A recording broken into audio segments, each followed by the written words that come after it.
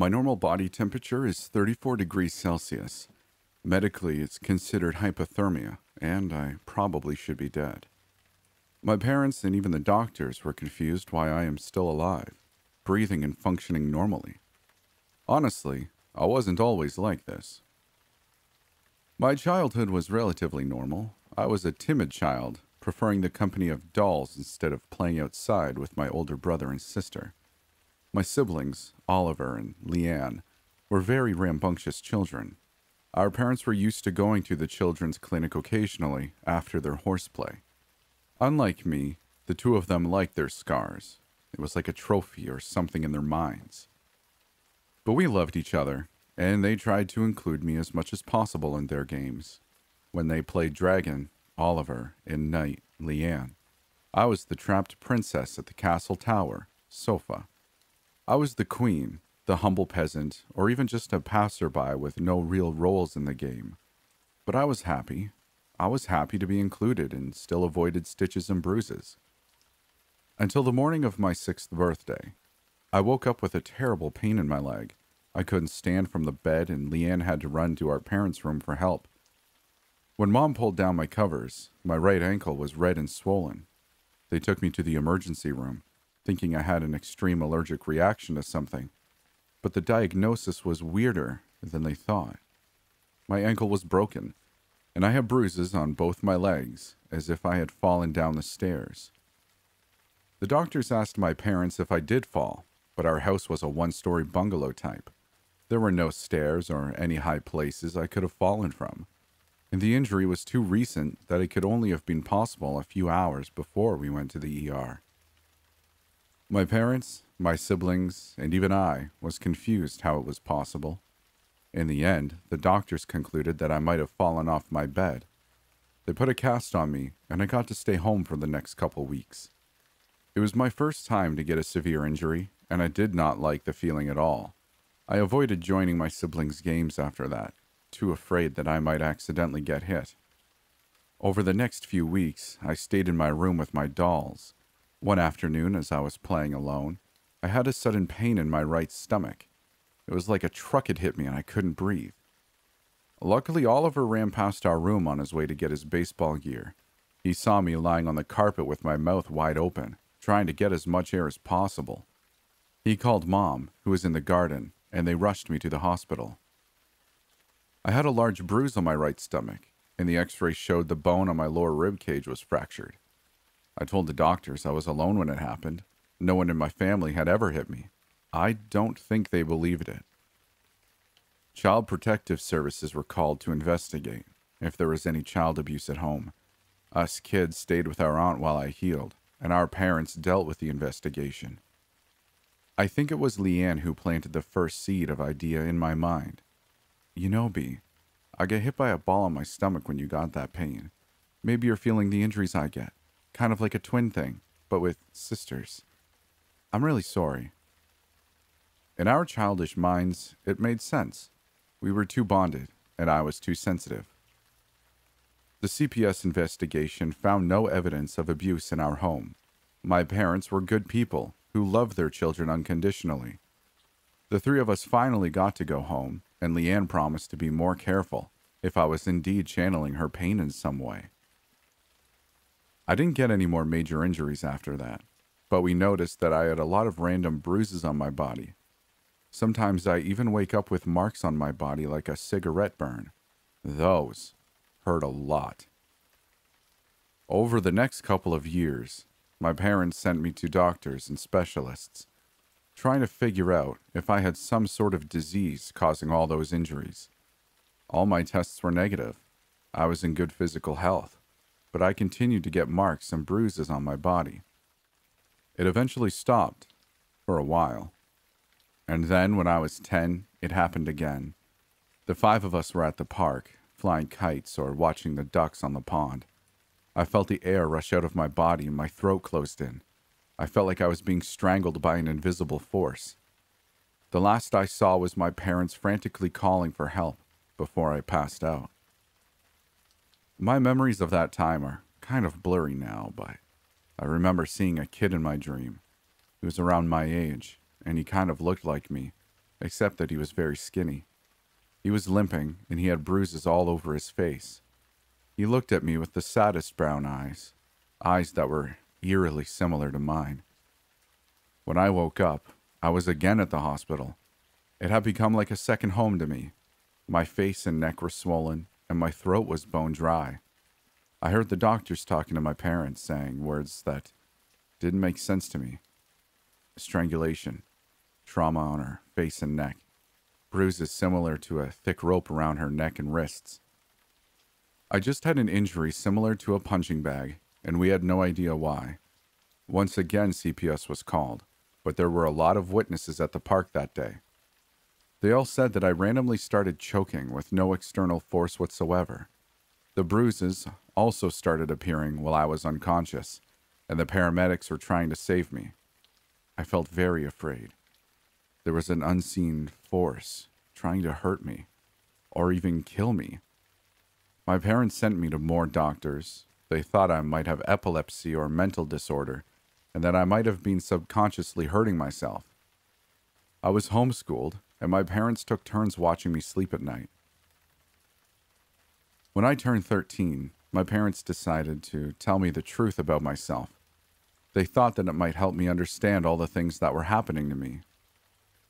They sat the three of us down and told me, "B, we love you. Your brother and sister love you, and we always will, even if we don't share the same blood." I was adopted. My biological mother and I were found living on the streets when I was just a few months old. She was bruised, battered, half crazed, and rambling about leaving my other half behind. The Good Samaritans took us to an asylum where she passed away shortly, and I was given to an orphanage. During a church charity event, my parents went to the orphanage to give out toys and stuff. My father said I grabbed his hand, and he decided he would never let me go. They adopted me on the spot. After that revelation, I realized I might actually have a mental illness of some kind. My biological mother obviously had it, and I had no idea about my biological father. Since then, I stayed indoors a lot. Whenever I wake up to a new bruise on my body, I just thought that I might have done it to myself while I was asleep. I didn't tell my parents any more injuries unless I had to go to the hospital. I was diagnosed with schizophrenia, and my psychologist thought that I was subconsciously hurting myself during my sleep. Still, I didn't tell anyone about the boy I kept seeing in my dream. As I grew up, he also grew in my mind. We began to look more like each other, but his injuries worsened. I felt a weird connection to that boy in my dream, and I felt sad whenever I woke up. The last major injury I had was when I was 16. I woke up in the middle of the night, choking in my own blood. I could feel my lungs collapsing inside me. With the little air I had, I screamed for Leanne, and she woke up and immediately called 911 as she raced to get our parents. At the ER, I felt pain like I never felt before. I knew I was dying. The cold started at my fingertips, spreading like wildfire all over my body. It was cold and hot at the same time. I couldn't breathe and my vision was tunneling. When the pain reached its limit, I passed out. I dreamed of the boy again, but he was brutally beaten. He was lying on the floor and he kept whispering, "Ryan, Rachel, Ryan." I woke up with fractured and broken rib cages, collapsed left lung, broken collarbone, swollen larynx, and multiple bruises on my arms and legs. I had multiple surgeries and steel pins attached inside me. I had to be on 24/7 observation, and they constantly drained water collecting in my lungs. It was the most agonizing year of my life. Aside from the physical therapy I had to do, I was also subjected to multiple sessions with psychologists and psychiatrists. I was depressed and confused. My parents believed I did all those injuries to myself, and they were as depressed as me. Even after my bones and wounds healed, I had to stay at the hospital for constant observation. My vitals were checked every 5 minutes because my heart rate was too low. My oxygen level was also below normal. and my temperature remained at 34 degrees Celsius. In all medical sense, I should be dead, but I'm not. After a year of daily checkup, the doctors finally gave up in finding the reason for my unusual temperature. I was allowed to go home to continue healing. My parents, my siblings, and I continued seeing a family therapist to deal with the trauma. During one of the private sessions, I mentioned Leanne's comment from so many years ago, how I was too sensitive to the pain of my siblings, and the therapist woke me up with this. Probably, and even though they're not your blood relative, your bond is still too strong. Yes, Leanne and Oliver may be my siblings, but I was adopted. I shouldn't have that kind of intimate connection to them. As Leanne had said, it was a twin thing. When I turned 18, I told my parents that I would go and find my biological family. I wanted to understand where I came from and why those things happened to me. They were worried, of course, so Oliver decided to accompany me. We went to the orphanage, where I got to know my mother's name, Rosalie Evans, and the asylum where she passed away. With a little help from my dad, who was a lawyer, I got Rosalie's medical records from the asylum. She was indeed a little crazy in the end, but the doctors believed it was the result of years of physical and mental abuse. Her body had a lot of bruises and scars from old beatings. I dug a little deeper into her life. She was involved in a lot of domestic abuse reports. It seemed her husband beat her a lot, and their neighbors would repeatedly report him. But at the station, Rosalie would always deny the abuse and gave excuses about her injuries. She was blindly in love with that bastard, and she wouldn't leave him until the day her children were born. As I journeyed on to find my past, I was shocked by another revelation. I was a twin. I found my birth records using Rosalie's name and found out my real name was Rachel Evans, and I had a twin brother, Ryan. At that moment, everything clicked in my mind. The boy in my dreams was my twin. The man I refused to acknowledge as my father was an abusive and disgusting excuse for a human being. My mother was able to run away with me, but couldn't bring my brother along. Ryan was left to be raised by that awful man, and he suffered all his life for it. I tried to find Ryan. I told Oliver that I wanted to save him, but I knew in my heart I was too late. And I was. We never found where Ryan was buried, probably somewhere in a pauper's grave. They moved a lot when he was still alive, so it was difficult to trace his life.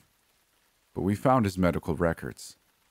Like our mother, he had many healed fractures and scars from years of abuse.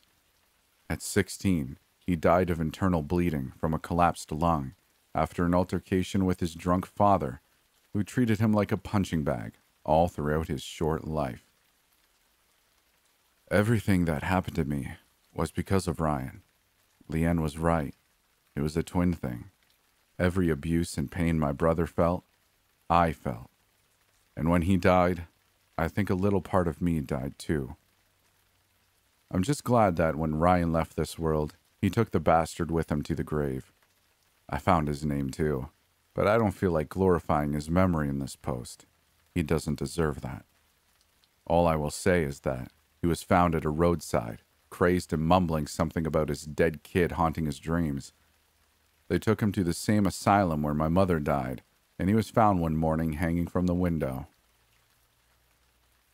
Years have passed since then. I have come to accept my weird past and my even weirder present. I was lucky to find a man who was as warm as I am cold, and we are expecting twins in the summer. I think if I get boys, I'll name one of them Ryan, for the boy of my dreams and the brother I never got to know.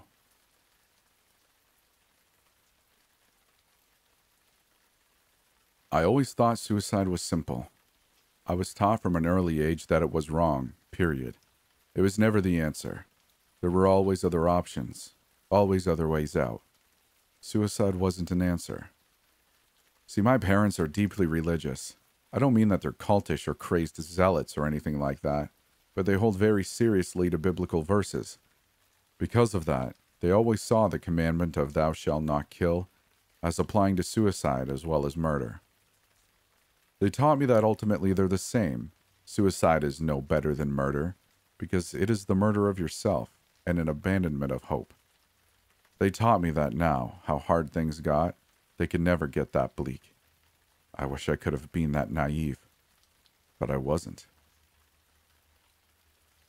It was 7 years ago to this day when I was told that I have a terminal brain tumor. I was only 19 at the time, still living with my parents, as I worked my way through community college, and anyone could see that things were rough already. My dad had just been fired from his job. We were behind on payments for our house. I could barely scrape up enough money to pay for each semester already, and I knew that this news would break them. We couldn't fight this. Not really. Trying to keep their daughter comfortable as she slowly died would just suck them dry. At that point, I was also broken emotionally. I had just lost my girlfriend of 3 years to a car accident, and my closest friend had moved across the country a few months earlier. My parents and I weren't getting along very well, and when I was told the news, I couldn't have felt more alone in the world. I had thought suicide was simple. Then, I thought it was the answer. It was a week and a half after I found out when I decided to kill myself. My death was inevitable anyways, and this would help them in the long run. The decision made me surprisingly calm, and I knew exactly when and how to do it. My parents both worked on the weekdays, and they left the house empty. All I had to do was circle back after I left for classes, when I knew they were gone, and I'd be good to go. I knew my dad kept a handgun in his study drawer, and it was easy to find and load. I had shot it before. He had taught me how. I remember everything about that moment. It was late morning, and the sun filtered through the blinds of my father's study. I could hear the grandfather clock ticking quietly across the room. I could feel the hard mahogany desk behind me, and could see my hand as I raised it up to my eye level, my wrist trembling a bit as I leveled the gun to my temple, and I took a deep breath. I counted the ticks of the clock. 1, 2, 3. I pulled the trigger. I felt the bullet rip through me. I know that sounds insane, but time seemed to slow to the milliseconds. I could feel the bullet tearing through my skin, ripping a hole in my skull before ultimately shredding through my brain. It didn't hurt, not like it should have. It was more of a dull awareness that my senses shouldn't have had, and I felt the bullet exit my skull in the same way. Then time sped up again, and my body collapsed in a heap. I couldn't move. I couldn't look anywhere. I just lay there and felt my heart stop. I could see blood trickle out into a sticky pool of red around me, conscious all the while. I couldn't understand it. My mind wouldn't understand it. I had shot myself point blank in the head, and I was somehow bleeding out on the floor and fully conscious. It was impossible. I had thought suicide was simple. Then I thought it might be the answer. As it turned out, it was something much more dangerous and far more horrific. I don't know how long I lay there, but ultimately I was able to pull myself to my feet. I looked around myself in shock at the mess I had made in the study. Blood covered the floor, the desk, my clothes, everything. The wall behind me had stains of red mixed with chunks of brain plastered across it, and I stumbled back in horror. I saw the evidence before me, the proof of my suicide, and yet there I stood, conscious and living. Feeling numb, I subconsciously reached my hand up to my temple, and my fingers felt the hole in my skull. They came away warm and sticky, covered in fresh blood, still oozing from the wound, and I couldn't comprehend it. I couldn't make sense of it. The world was spinning around, and my brain couldn't function, couldn't comprehend what was happening to me. I could tell the symptoms of a panic attack were coming on, and I would have normally focused on settling my breathing. Then I realized I wasn't breathing. I couldn't feel my heart, which should have been hammering away in my ribcage. My breaths, which should have been panicked and shallow, weren't there. For all purposes, I should have been dead. I was dead. Was I a ghost? Was this a dream? I didn't know. After the initial shock died away, I was able to focus on my surroundings. Other than the mess of my own gore, everything seemed in place at a glance. But on closer inspection, I realized that there were subtle things that were wrong. The colors of the room were dulled, like when someone turns down the contrast in a photo. The grandfather clock wasn't ticking, and the clock hands remained unmoving. The blood on the wall hadn't moved since I had gotten up, hadn't dripped down the wall any further. Stationary droplets hung to the paint, defying gravity. Nothing in the study made sense, and as I was still examining the room, the light from the window slowly dimmed and faded to darkness. In a few short seconds, I was left standing in complete blackness with time itself standing still. Then, from somewhere downstairs, I heard a screeching howl. It was shrill and painfully loud, ripping through the silence of the study like a jackhammer in the middle of a Sunday mass. I might not have been thinking rationally at the time, but I had enough sense to pick up the gun from the floor beside me as I backed up rapidly. It was ironic when I think about it now. A few short minutes earlier, I had tried to end my own life. Now I was suddenly afraid of losing it, or whatever state of consciousness I had. Seconds later, a deep red glow appeared in the hallway outside of the study. The screeching continued, getting louder as the glow grew brighter, and I instinctively took a few steps back in alarm. It was too dark to see, and my foot slipped on the puddle of my own blood, still on the floor, and my legs went out from under me. I crashed to the floor and the handgun went skidding out of my hands. Then I caught a glimpse of what was making the screeching, what was causing the glow. A figure stepped into the study from the hall, a tall, gangly figure that had to stoop to fit under the doorframe. It was naked and covered in black scales, and the long limbs twisted as it stepped forward. Its eyes shone like red spotlights, piercing the darkness of the room as I scrambled backwards in panic. I wasn't even aware that I was screaming until it spoke. Well, spoke isn't exactly the right word to use. It paused in the doorway, those burning red eyes fixed on me. Behind them I caught a glimpse of a horned head and sharp, gleaming teeth, but that mouth didn't move.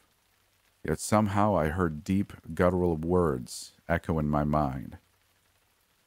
"Why are you screaming, little one?"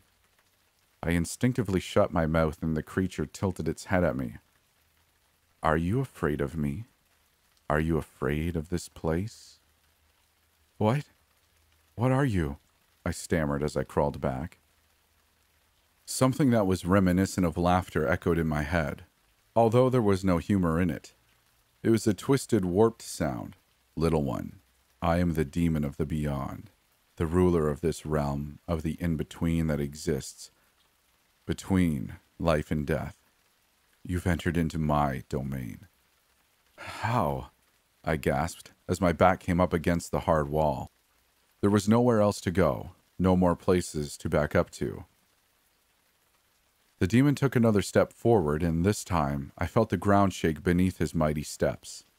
His eyes never once turned away from me, illuminating my body and the section of the room around me in an eerie light. "It's simple. You ended your life on your own, and that gave it to me." I stared, mouth agape. What did that mean?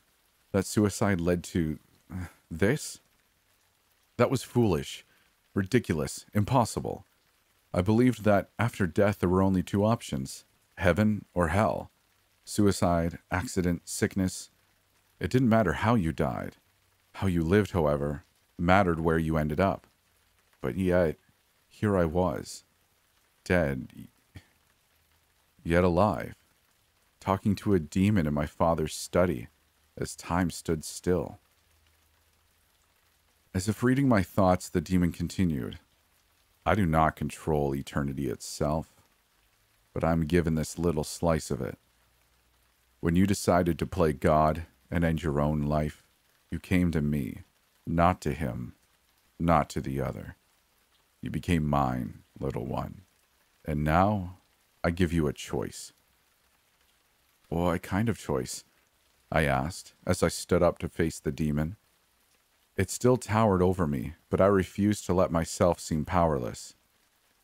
You can either take your chances and pass on through my domain, maybe ending up in one of the two Eternities, maybe falling into the void of nothingness, or I can send you back to your mortal world without the fatal wound you inflicted on yourself and without the fatal curse that God has bestowed to you. My mouth went dry. You're lying. How can any of this be real? I swear, a different glint came into those horrible eyes as I spoke, and the demon was suddenly at my throat, lifting me into the air by a shockingly powerful arm, and I found myself staring into that gaping maw of teeth. Do you doubt my power, little one? The voice snarled in my mind. I can drain your soul like it's nothing if I so desire. Then, what do you want from me? I managed to gasp out. The mouth closed, then morphed into something like a smile. A successor. I dropped to the floor and hit the ground hard, and the demon moved back a step as it spoke. I tire of being trapped in this realm, a curse given to me by the devil.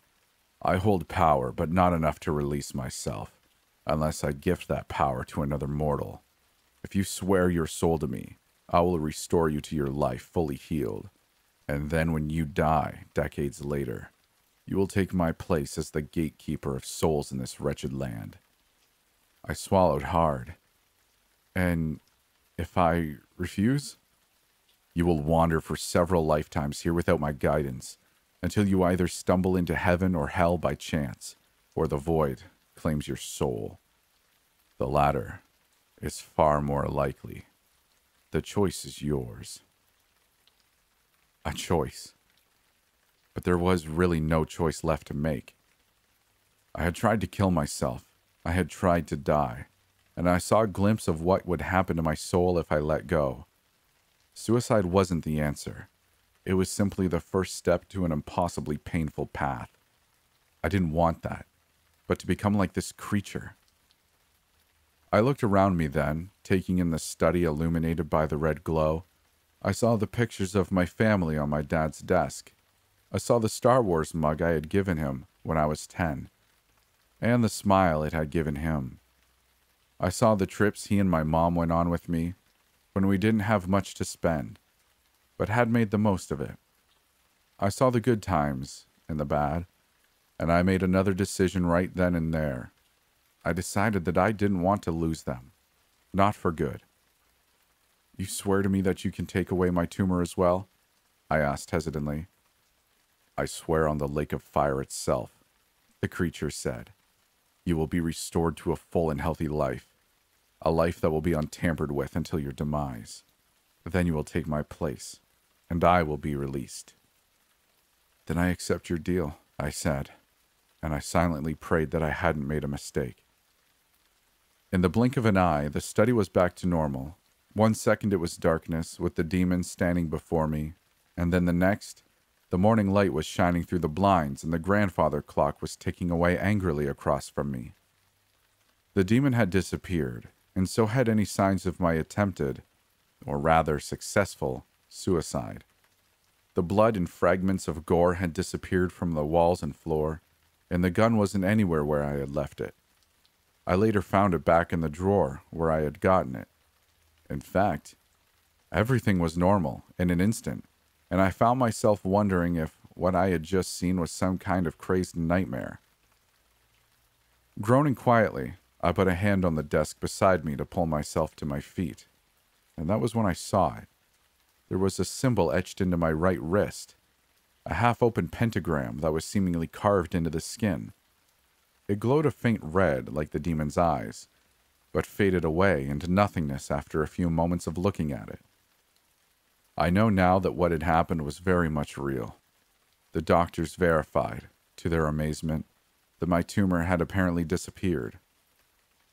I had survived my suicide and was given a second chance at life, a chance that ended up being able to help my family get through their financial struggles and meet the person that would become my wife, a wonderful woman named Amber. But on nights like these, when I'm lying in the dark, alone, I can almost see him standing again in the doorways. My wrist starts to burn, and when I glance down at it, I can once again make out the symbol that's been burned into me. The symbol of the demon of the beyond. The symbol of my fate. And on nights like these, I appreciate the second chance I've been given, but I can't help but wonder at the cost of it that I have yet to face.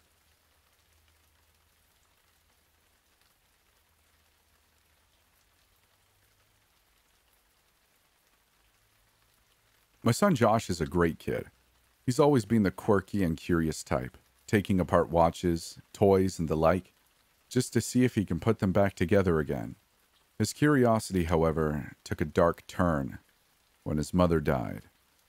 Josh became a different kid after that. He suddenly became obsessed with the notion of death and what it means. Thus, it came as no surprise when I found out what he had decided to do for his science fair project. "I'm testing the line between life and death, Dad," he had said matter-of-factly as he sat eating his jam and toast. What do you mean, buddy?" "Watch this." Josh seized my iPhone, which had been resting on the table, and flung it into the kitchen sink before I could stop him. "Josh!" Josh turned the water on and seized a can opener, whacking the poor phone repeatedly. The screen cracked and the phone itself died. I wanted to yell, but I knew that wasn't the right thing to do. I had to discipline him some other way. "Josh, why would you do that? Do you know how much it's going to cost for me to get that fixed?" "Don't worry, Dad. You won't have to pay for anything." He picked the phone up out of the sink and ran upstairs to his room. I stared after him, shaking my head. I seethed about my son's troubling spontaneous behavior all day at work. When I got home, however, I found my iPhone, screen completely fixed and all. I picked it up, studying it, and found that it was working as if nothing had happened to it at all. "Buddy?" Josh came running down the stairs, goggles over his eyes, and a PlayStation controller in his hand. "Yeah, Dad?" "Who did you get to fix this, and where did you get the money to pay for it?" Josh tilted his head. "What do you mean? I did it myself. That was my first experiment for my project, Dad. I'll move on to phase 2 and document everything tomorrow."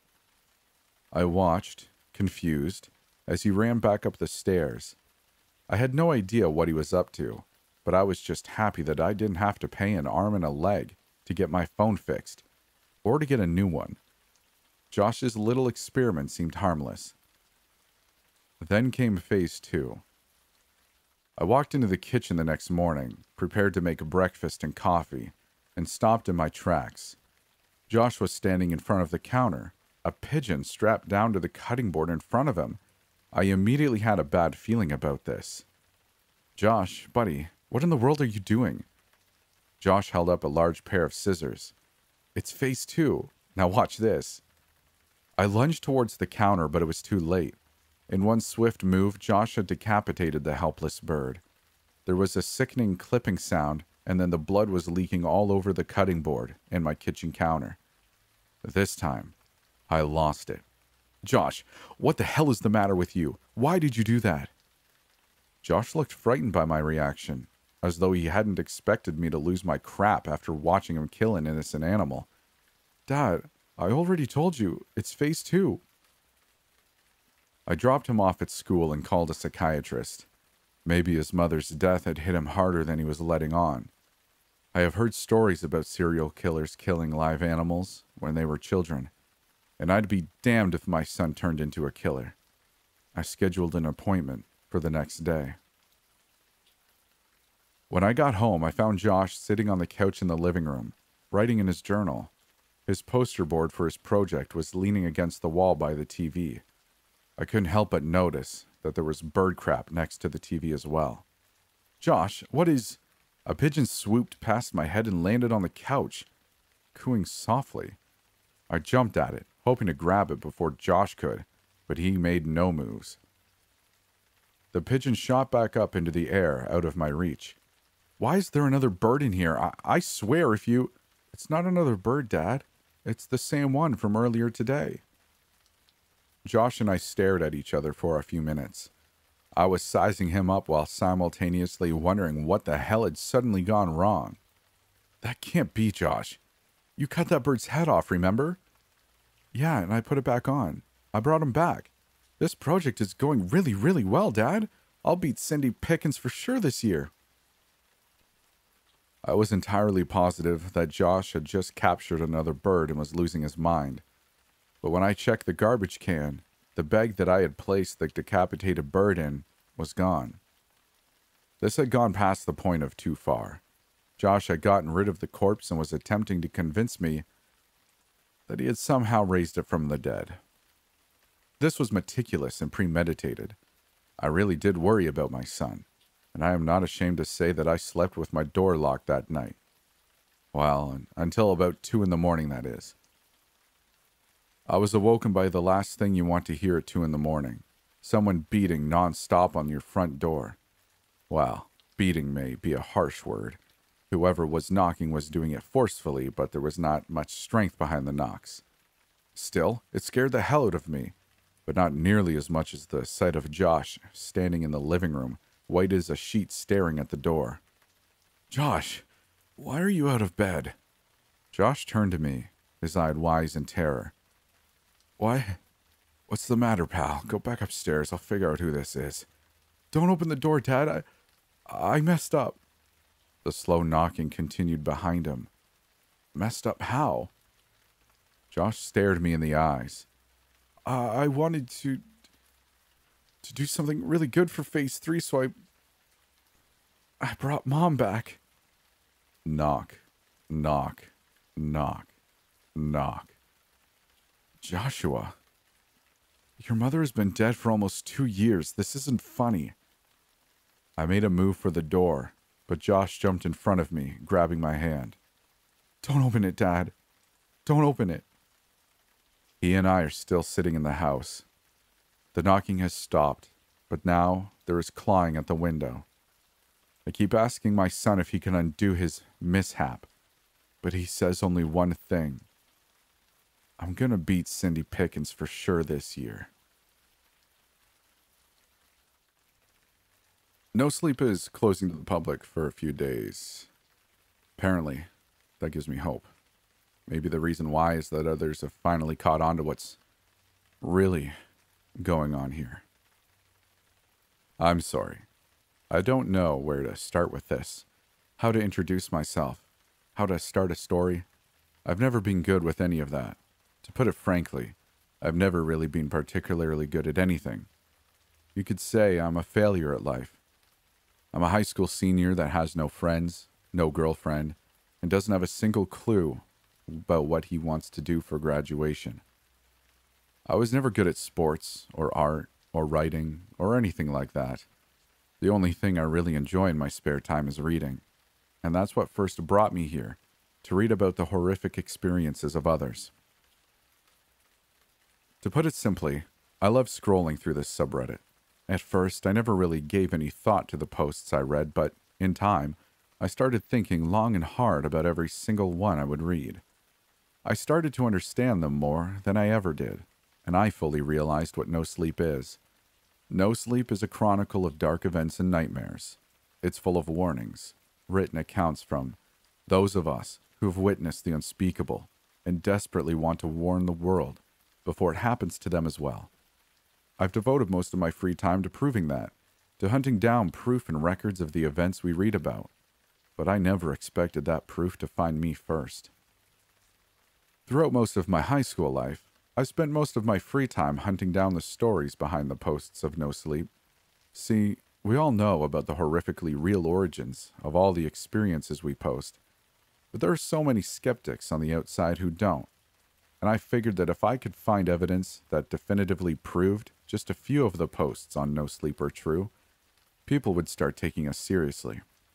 So, I devoted my time to scouring the internet for missing persons cases, for police reports about murders, anything I could tie to one of the stories on here.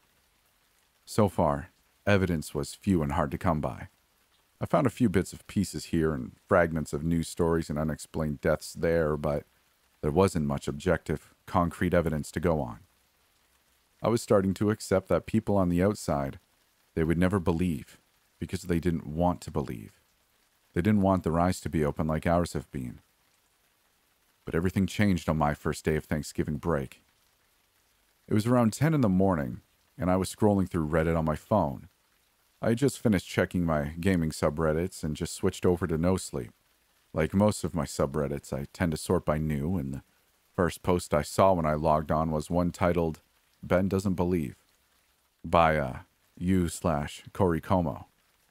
That kind of caught my eye because my name is Ben as well, and the title has so little information. So I clicked on the link. This is what the post said, copied word for word from screenshots I took. Ben doesn't believe. He's living in blissful ignorance as he fools himself and fools others. He likes to pretend that this boring, monotonous existence is all that is there. Ben doesn't want to believe that there's something else, something out there that's more than him. He doesn't want to believe in God. He doesn't want to believe in demons. But believing or not believing doesn't make a difference to the truth. It only means that you're either in acceptance or denial. Ben lives in Cleveland, Ohio, and he's failed in every single way possible. He tries to bury his emptiness by immersing himself in fiction, in books, in games, and shows, but even that's not helping anymore. He doesn't want to believe anything. He doesn't want to believe that every day is another day closer to his inevitable death, unless he changes his mind and starts to believe. Ben won't believe this now.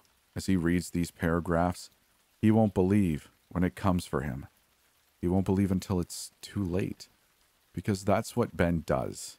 He wastes his opportunities. Something about that post unnerved me more than anything else I read that day. Maybe because of how short it was, or because of the odd style in which it was written, void of almost any detail. Maybe it was because of how my name was Ben, and that I lived in Cleveland too, and that it was a pretty freaky coincidence. But that was all it was. A weird coincidence. I mean, it couldn't possibly be about me. Who would want to post about me? I'm perfectly normal and perfectly sane. I didn't even think about the whole incident until 2 days later. I was scrolling through Reddit again, this time late at night when I couldn't sleep. I guess that's ironic looking at no sleep, when I could get no sleep. I had been reading stories for almost half an hour, and at that point, I was skimming through titles looking for anything that caught my eye. That's when I saw it, a post from 3 hours ago titled, Ben Lost His Chance. At first I thought it was a sequel to the other weird one I read a few days back, but this post was written by u/3462937 Black 8. Weird username, but I was curious. I clicked the link. Why is Ben still awake? It's almost midnight, were the first lines, and I froze. It was almost midnight my time. My name was Ben, and after that last post, was this really somehow about me? I shrugged it off. Coincidence was all it was. Strange, freaky, really improbable coincidence. I kept reading. Ben is still awake because he missed his chance. He read the truth and he ignored it. He didn't believe, and now there's nothing left for him. He's lying awake in a dark room in his 4-bedroom house, the one at the end of that long, empty street. He's reading this by the dim light of his phone that's only at 17% power, but he doesn't care. He doesn't care about anything anymore. Do you, Ben? I dropped my phone and rushed over to the light switch, filling my room with blinding yellow light with one flick of the hand. There was no one in my room, despite whatever sudden irrational fear was telling me. I looked out the window, but the street was deserted, just like that post said. I lived in a 2-floor, 4-bedroom house in a neighborhood that's still under construction. As of right now, ours is the only house on that street, so it's mostly empty. And I was lying on my bed, scrolling through my phone, unaware that my battery had dropped down to 17%. Everything that post had said was true for me.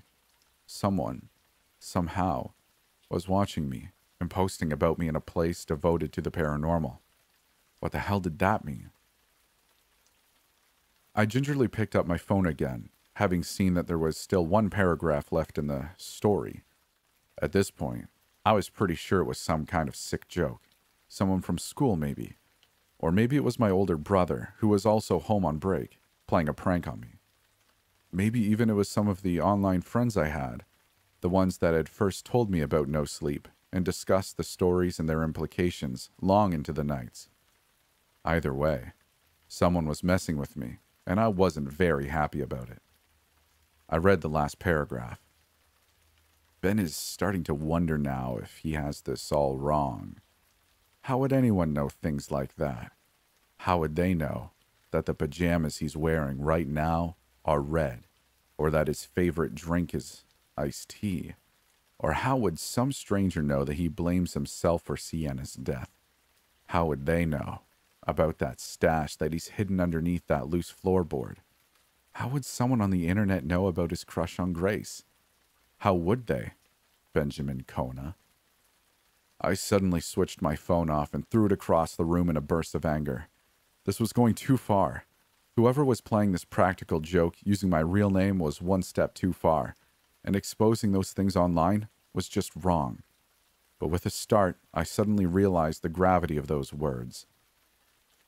No one from my school knew about my crush on Grace, and no one, not even my family, knew about Sienna. She had been one of my closest friends, someone I had met online, and she had killed herself in my freshman year. For the last 3 years, I held myself responsible for her death because I hadn't been home the day it happened, and she had tried to call me that day. How would someone know about that? Why would someone know about that?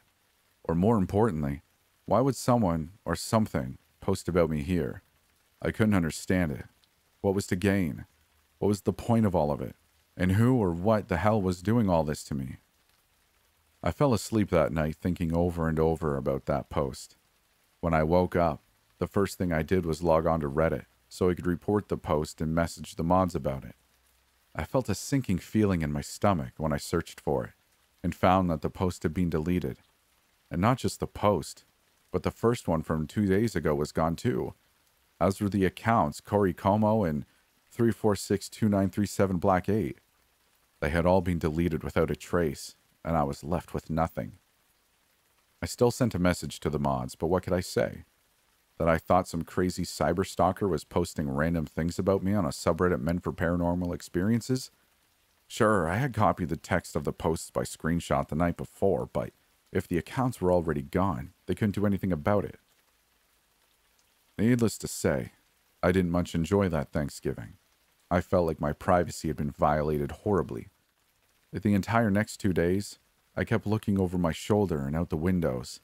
Even after my brother left to go back to college, I never caught a glimpse of anything unusual. But someone, somehow, had found out things about me. I almost said something to my brother about it, but I knew he'd just laugh at me. He was someone who refused to see the truth about the sides of the world that were hard to believe, and so I kept quiet in my growing fear. Needless to say, I didn't log on to Reddit for a few days. When I logged back on, I wasn't surprised to see that my message to this subreddit's mods hadn't been answered. After the last post, I almost didn't check the feed here. I was scared that I'd find even worse. But a part of me was still being skeptical. After all, the posts and users had been deleted, right?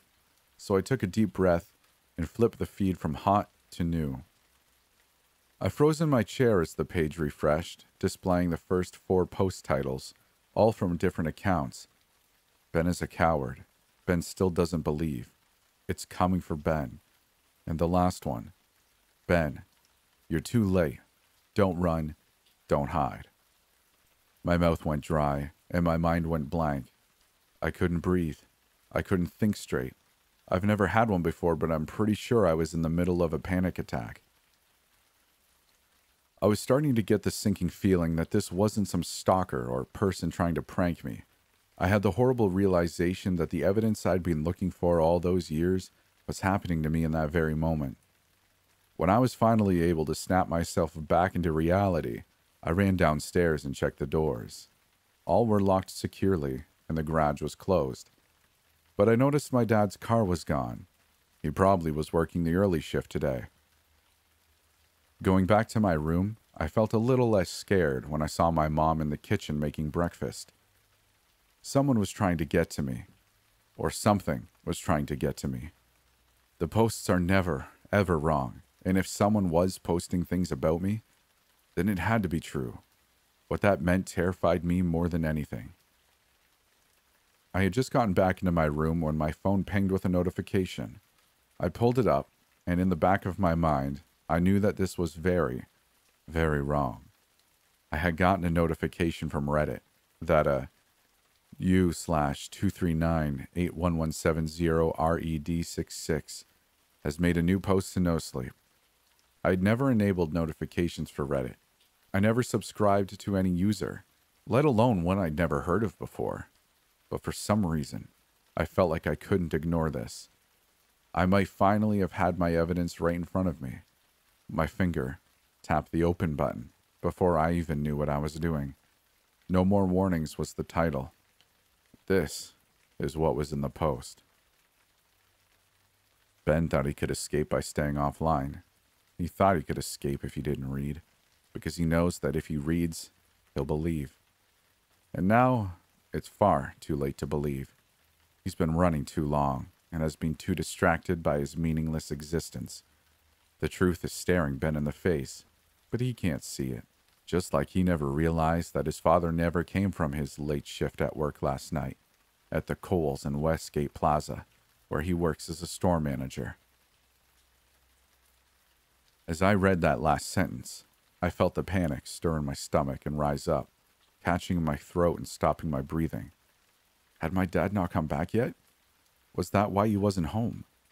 I wanted to just dismiss the idea as foolish, as a joke, but I couldn't. I couldn't run from this like I ran from everything else. The information that these posts had contained, the details about me, about Sienna, about where my dad worked. I was starting to realize this post was something far worse than a joke, or even a stalker's posts. I didn't want to read any more of the post, but I couldn't tear my eyes away. If you hadn't been so busy hiding from the truth, Ben, you might have realized soon enough to save him. How does it feel, knowing that you slept soundly, curled up peacefully in that thick red blanket of yours, as your father was ripped to bloody pieces and discarded in a ditch by the side of a road? How does it feel, knowing that you were as blind to the truth of your father's last breaths as you were blind to the truth of the posts you scrolled past? It's too late for you. There will be no more warnings. Do you believe now? Will you believe when you hear the truth when it calls? I felt my hand go numb, and my phone fell out of my fingers as I finished reading the last few words of that post.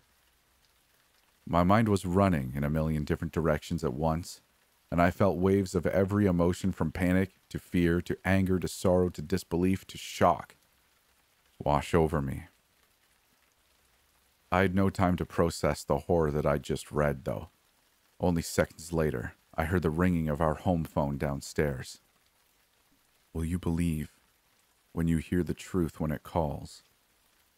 And just like that, everything clicked into place, with a surge of nausea and sheer terror. I scrambled off my bed and leapt down the stairs, trying to reach the phone before my mom picked up. I knew what was coming. I couldn't let her hear it first. I couldn't make her go through that. "Hello, Kona household," I heard her say as I was halfway down the stairs, and I knew I was too late. When I sprinted into the kitchen moments later, the look of twisted shock on her face told me everything I needed to know. I felt my legs give way as I sank down to the floor, and I could feel the hot tears pouring down my cheeks as everything caught up to me. This was my fault. This was all my fault. It was a policeman on the phone, calling to let my mom know that they had found a dead man lying in a ditch by Interstate 90, and it was bad. They needed my mom to come down to identify the body, or more accurately, what they could find left of it.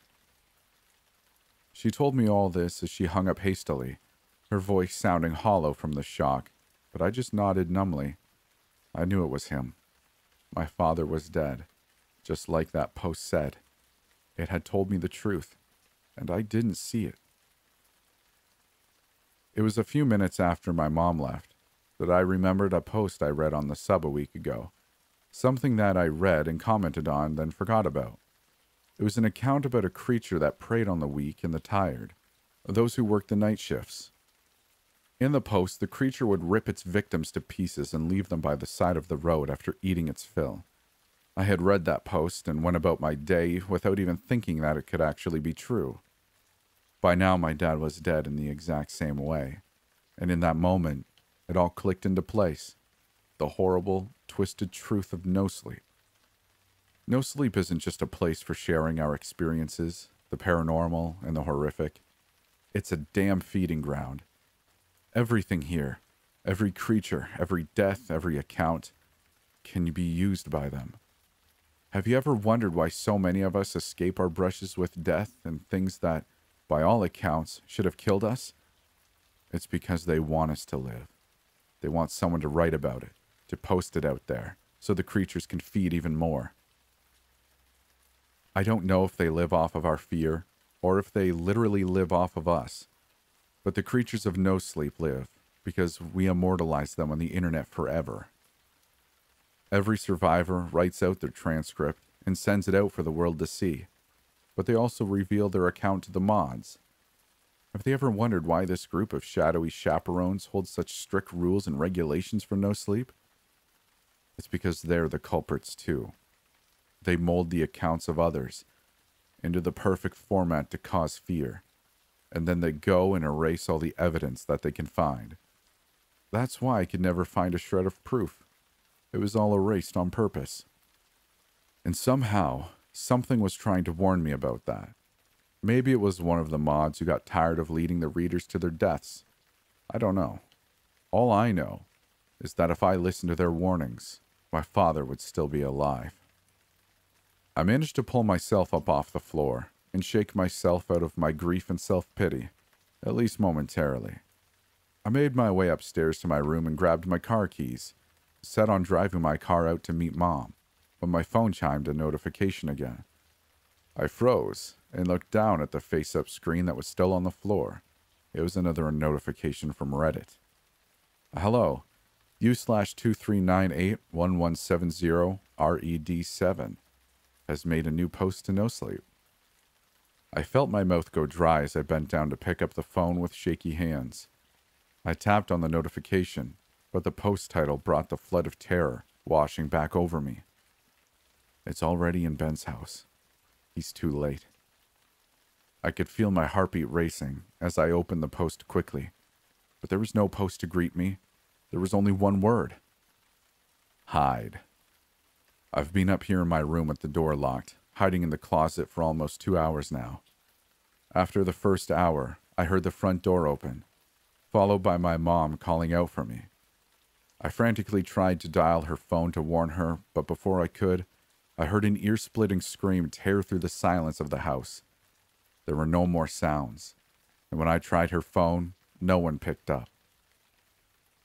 I started typing this right after, desperately trying to get my own warning out in time, before whatever killed my parents finds me too. Maybe I'm just playing into his hands.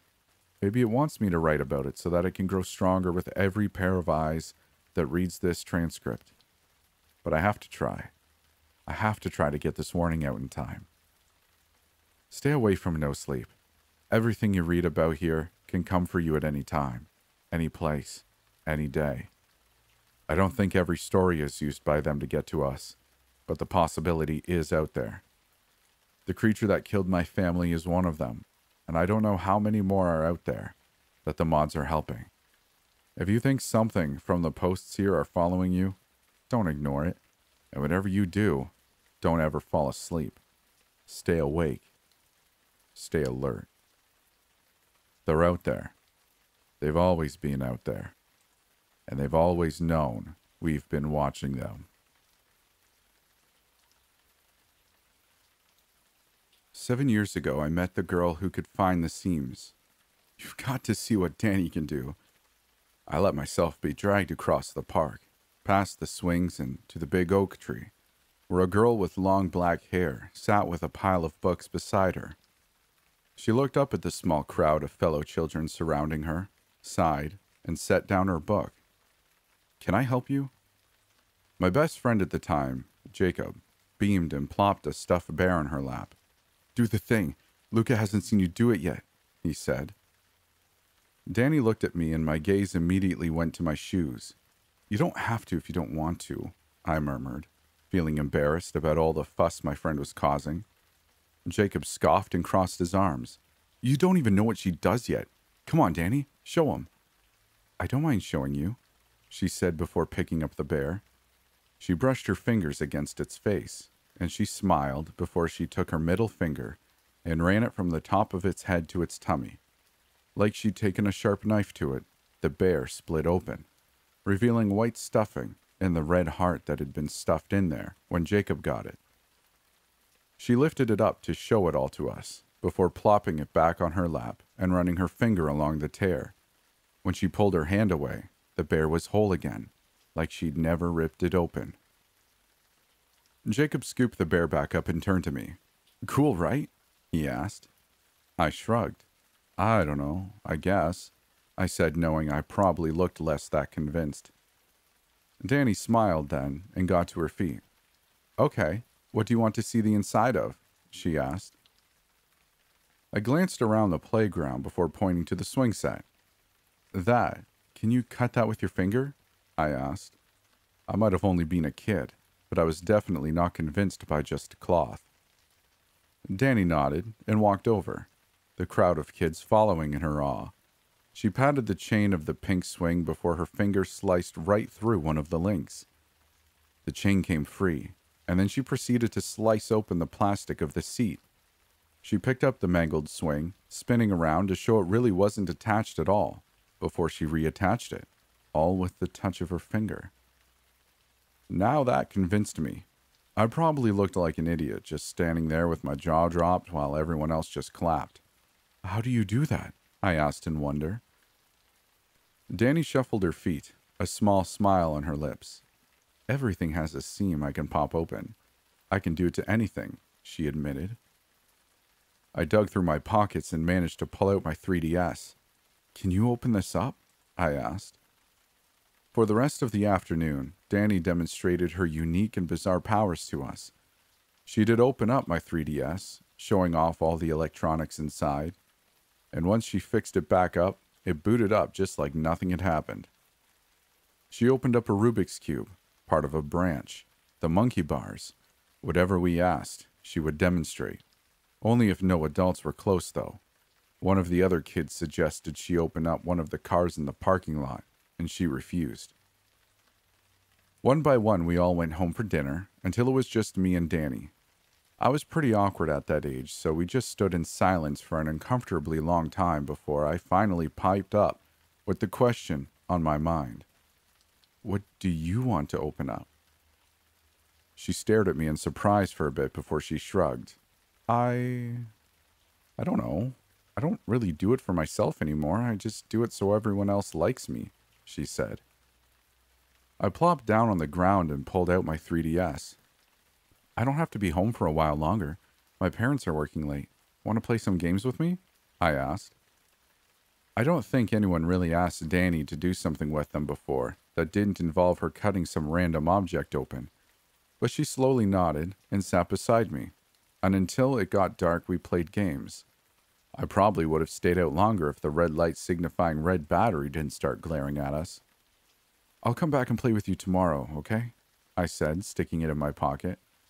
Danny was grinning from ear to ear, her smile filled with joy. "I'd really like that, Luca," she said. That summer, I spent a lot of time in the park. Of course, it was fun watching Danny cut open whatever object we brought her, but it was more fun just talking with her. She was a really nice girl, after all, just quiet. There were several times I'd be playing my 3DS while she'd watch, and she'd end up falling asleep on my shoulder. She told me most nights she spent wandering around her home rather than sleeping. She never slept well. Then one day, I came to the park while it was raining. I had the stomach ache of a lifetime, but I wanted to see Danny, and she was there, as always. The rain was more of a mist in the air rather than a downpour, but I was more than glad to take a seat under the tree. Danny, of course, immediately picked up that something was off. What's wrong? You don't look so good, she asked, pulling her knees up to her chest. Stomach ache. Mom said there's a flu going around, so don't get too close, I said. Why? Or you'll barf all over me? Danny giggled before something clicked in that head of hers. Luca, you know when you asked me earlier this summer what I'd really want to open the seam of? I nodded. I lied. I kind of want... She blushed a little and murmured the next sentence so quietly I could barely make it out. I kind of want to see if a person has a seam. I responded by wiggling out of my t-shirt. Sure, maybe you can see what's going on with my stomach? I said. I know. What kind of dumbass move is that? But I was a kid, and what kid isn't a little curious about what goes on inside them? Danny clearly didn't expect my enthusiastic consent, but she did a little dance in place before glancing around. No one else is out here, but let's go behind the bushes, just in case, she said. Excitement brimming between the two of us, we hid behind the bushes as I laid down on the ground, staring up at the gray sky. It was peaceful back here. Okay, just start checking, I said. Danny knelt above me, and her cold fingers ran over my chest. I tried not to squirm since I was so ticklish. For several quiet seconds, I just laid there, wondering when she'd start. You can start whenever, I said, thinking she was losing courage. I've already started. I glanced down, and sure enough, she had. I hadn't felt a thing, but my skin over my torso had been opened right up, cut down from the top of my sternum to below my belly button. Skin, muscle, and ribs were just pulled open into the sides, so Danny could dig around in my guts. She slid open my stomach, and I saw remnants of digested food, the pancakes I'd had for breakfast. She sealed that back up quickly, so nothing was disturbed, as she proceeded to run her fingers through my intestines. That's so cool, I whispered, afraid if someone caught us now, the little spell she had over me would be broken. I'm not even bleeding. It was true. There was not a single blood drop lost. Nothing seemed desperate to pop out of me either. It was just there. I could see my heart beating, my lungs inflating and deflating with each level breath. I should have been afraid, but I wasn't. I was just fascinated to see what was going on inside of my body. There's something wrong. Danny scowled as she continued to prod, and then I felt a bit of hot pain. Careful, I hissed. Sorry, I don't really know how, but I think something's really wrong in here. Hold still, I'm putting you back together. I stayed still as she finished zipping up my chest. I sat up and poked at my chest as if I expected my seam to burst open and everything to come spilling out all at once. What do you mean something's wrong? Danny shrugged. I don't know. I really don't. I just looked around in there and something doesn't feel right to me. Go talk to your mom. I think she needs to take you to the doctor. Did you really not feel anything when I cut your seam? I shook my head and got to my feet, grimacing as that pain from my gut flared up. Not a thing. You're awesome, Danny. I'm gonna go home now, though, I said. Please hurry. I went home and somehow managed to nag my mom long enough into taking me to the doctor's office about my stomachache. Of course, I'm sure you guessed by now it wasn't just a stomachache. Appendicitis. Luckily, it was all taken out before anything bad happened. But I was bedridden for 2 weeks. When I was finally well enough to play, I couldn't find Danny at the park. Asking around revealed she hadn't been back since that rainy day. She was gone. And she didn't come back into my life until the beginning of this school year. I barely recognized her at first. I'm not really a tall guy, but even compared to your average guy, Danny was practically a tree. She cut her hair short, and she'd grown up, but I saw her face and I knew. Danny. I ran up to her and nearly plowed her over in my eagerness to get to her. Danny nearly jumped out of her skin as she looked down at me. Then she realized who I was. Luca, is that you? She asked. I nodded eagerly, probably looking like an idiot. Yes. Oh my God, Danny, you're tall. I said. When she smiled, I felt like I was a kid in the park all over again. And you're still Luca. I'm so glad. I'm so glad to see you, she said before giving me a quick hug. Do you have lunch next period? We can talk then. Catch up? I barely touched my food because I was just too excited to talk to Danny. She was on the girls' basketball team, was already saving up money for college in a few years. She wanted to be a vet. Meanwhile, all I did was join the school's anime club and still have no idea what I want to do for a living. But she still listened. We didn't talk about seams. It was a silent agreement between us not to. I knew it happened. It wasn't something I made up. But the seams were something from childhood. We didn't need to open them up again. Well, we didn't. Until Danny was hit by a car and left to die by the side of the road. I only heard about it the following morning. One of her team members actually tracked me down to tell me. Apparently, I was the only person outside of the team that was really friends with her. Danny always worked late, and while she was walking home, some drunk joyriders plowed her over. She was found hours later, somehow still alive, and taken to the hospital. Several bones, including both legs and one arm, were broken. Ribs cracked. She was concussed and she lost a lot of blood. She'd be okay in the end, but there was a lot of recovery ahead of her. I nearly cried the first time I visited her in the hospital. Gratefully, she was sleeping at the time, so she didn't hear me sniffling, but I left her a card. It was sitting in her lap when I visited her the next day, and she was awake. But along with her body, her heart had been broken too. I'm never going to play basketball again. Don't say that. I tried to soothe her. Danny snorted. Even if I can walk again, I'll never walk without a limp, and running will be flat out. It's not a big deal. The way she shuddered when she said, not a big deal, gave away quickly that it was, in fact, a big deal. I held her hand and she squeezed her eyes tight as she struggled not to cry. I don't know what to do. They have no idea who hit me. I just know it was a black truck, that's all. They ruined my life, and they're not even going to pay for it, she said. Danny, do you remember the seams? Danny jolted like I'd hit her with a bolt of electricity. What about seams? She asked cautiously. I pulled up my shirt to show off my appendectomy scar. You were right that day about what was wrong. I might be dead by now if you didn't find my seam and look inside. I remember them. But do you? I've never forgotten.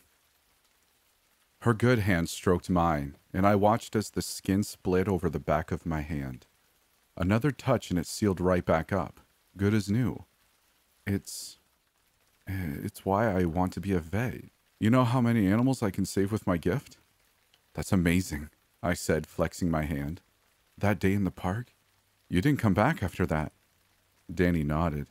I scared myself a bit after I cut you open. And when you didn't come back the next day, I started having nightmares that your chest exploded and all your organs slid out of you. I wouldn't want to go back to the park if you weren't there anyway. Her brow furrowed. Why are you bringing this up now? I can't heal myself. I can only close a seam I opened. I swallowed before leaning in close and lowering my voice. Does opening a seam have to be painless? I asked. It took a second for Danny to get it, but she shook her head. It can hurt as much as I want it to, she said, her gaze turning cold. Then leave the rest to me. You work on getting better, and I promise I'm going to find out who did this to you. It did take months to track them down, but I got help. The girls' basketball team. They want to help Danny, and all I said was I was going to get her justice. They put their feelers out, and we got something. Corey. I never really knew Corey. He ran in a different crowd, but he had a black truck, drunk like a fiend, and rumor had it he bragged to a few close friends that he ran over that goth bitch, aka my friend Danny. My first initial instinct was to just go up and punch him in the face, but I knew that wouldn't work. I'd just get expelled, so I did the next best thing. I knew Corey was a crappy student, and we'd take the same bus to school. I waited until I heard him bitching about struggling with last night's math homework, and then I turned around. "Hey man, if you need a bit of help, I can double-check your work, fill in all the right answers if you missed any." He looked baffled, but handed me the paper. I did my best not to cringe at how god-awful his handwriting was, but I corrected his work and handed it back just as we got to school. The next day, Corey slung his arm around my shoulders and said, "Pal, buddy, I got 100% on that last assignment. I think this is the start of something beautiful." I smiled back at him. "I think it is," I replied. So yes, for the last month I became Corey's personal slave. I finished his homework, and in return, he was somewhat nice to me.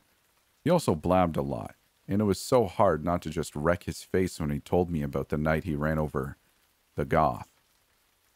But I just thought of Danny in physical therapy, doing her damn best to walk again, and I just smiled and laughed. I got the names of the 2 other guys in his car, his closest friends, Jay and Thomas. I waited. The waiting was the hardest part, and I'm pretty sure my own grades slid a bit while I was doing both Corey's homework and my own. But it was all worth it for tonight. Because tonight, Corey and his friends were at a party, and I swung by at around midnight to see them stumbling out of the house, laughing their drunk asses off. I rolled down my window and called out their names, offering them a ride. They'd no doubt get pulled over in their condition. And hey, I had some more booze in my car. They could keep the party going in the back seat. Me? I was just the ass-kissing nerd that had been doing Corey's homework for the past month. They never even considered that I drugged the beers I so happily handed them in the back seat. One by one they passed out, and I went on to phase 3 of my plan. I'd planned ahead. I'd let 3 members of the basketball team know that the kind of justice I was looking for wasn't by getting them arrested and having them serve a nothing sentence, while Danny was going to struggle for so much longer with the injuries they gave her. I knew these 3 would go without it. They'd set up the perfect place, a basement in an abandoned building. I was impressed by how much effort they put into it. Plastic was rolled over the floor and part of the walls, and there was a pile of zip ties and 3 chairs set up in the center of the room. The hard part was dragging their unconscious asses down there. By the time I got the last one down there, I was sweating like a pig. But oh, it was all worth it when I brought Danny there, and she saw all 3 of them tied up and just starting to stir. She softly gasped as she looked between them. "Are you sure these are the guys?" she asked quietly. I nodded and gestured to them. "Do whatever you want," I said. Danny grinned ear to ear before she walked up to them.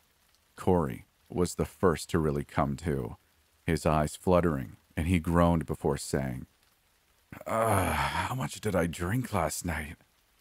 "Too much," Danny chirped, pacing back and forth in front of her prey. That woke him right up. Corey's head shot up, and all the blood rushed out of his face as he recognized the girl in front of him, still walking with a crutch to support herself. He, of course, immediately tried to play dumb.